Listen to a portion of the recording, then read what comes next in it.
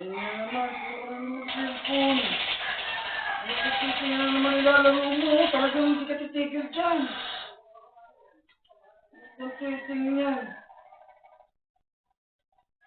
Akin na nga.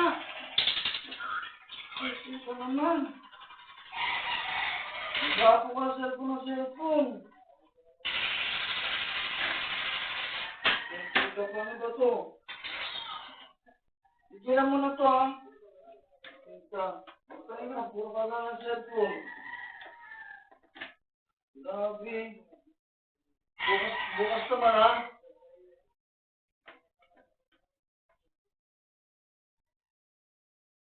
Mag-aaral ka naman, ha? Mag-aaral, ha? Mag-aaral, ha? Ha? O ano? Ha?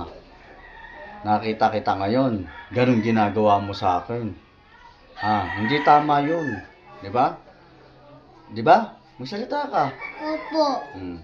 Pag yun, inulit mo pa. Ha? Pag inulit mo pa yun, habang buhay ka na di makakapag-cellphone, tinuturuan ko kayo ng magandang asal.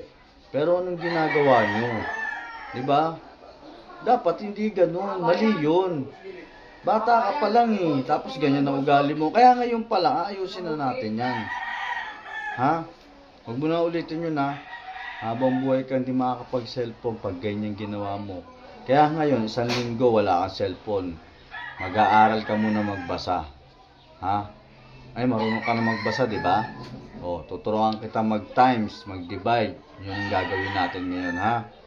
Ayoko ng ganung ugali, ha? Huwag mo na ulitin, ha? Sumagot ka. Opo.